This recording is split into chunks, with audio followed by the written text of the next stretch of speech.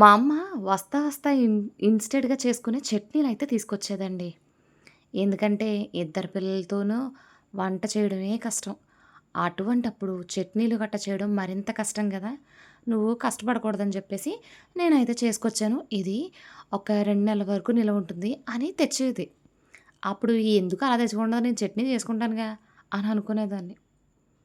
కానీ ఇప్పుడు అర్థమవుతుంది తల్లి ప్రేమ అంటే ఏంటో. చెప్పనా? ఈ విషయం ఎందుకు చెప్తున్నానో? రేపు మా వాడికి ఔటింగ్. వాడికి తాటి రొట్టె అంటే చాలా ఇష్టం. యాక్చువల్‌గా తాటిగారెలు గూడా వెయ్యాలి. బట్ నేను తీసుకున్న తాటి పేసమైతే ఇప్పుడు తీయలేదండి. ఆల్రెడీ నేను మొన్న చేసేసాను. బట్ అప్పుడు వాడు హాస్టల్‌లో ఉండడం వల్ల నేను పంపించలేకపోయాను. ఇప్పుడు ఔటింగ్ కాబట్టి ఎలో చేస్తారు గాబట్టి హ్యాపీగా నేను పట్టుకెళ్తా. వాడు నా ముందే తింటాడు కాబట్టి మరింత తృప్తిగా ఉంటుంది. నిన్న వరలక్ష్మి వ్రతం అయితే అమ్మ వాళ్ళ ఇంటి దగ్గర చేసుకున్నాను.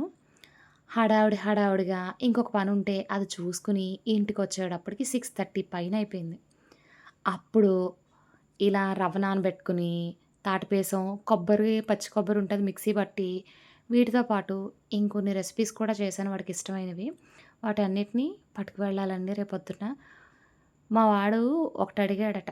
"ఇవాళ నాకు కుదురుతుందో, కుదరదో తెలీదు. నేను రాకపోవచ్చు. డాడీ వస్తారంటే" "లేదమ్మా! నాకు నిన్ను చూడాలనుంది. నీ దగ్గర కాసేపు నీ చెయ్యి పట్టుకొని మాట్లాడాలనుంది" అన్నాడు. సో, ఒక ఎమోషనల్ టచ్ ఇచ్చాడప్పటికి. మనం ఊరుకుంటామా? నార్మల్‌గా కంటే డబల్ డబల్ పంపించేవాడిని. కానీ వాడిష్టంగా తింటుంటే, నేను చేసిన కష్టమంతా కూడా మర్చిపోయాను.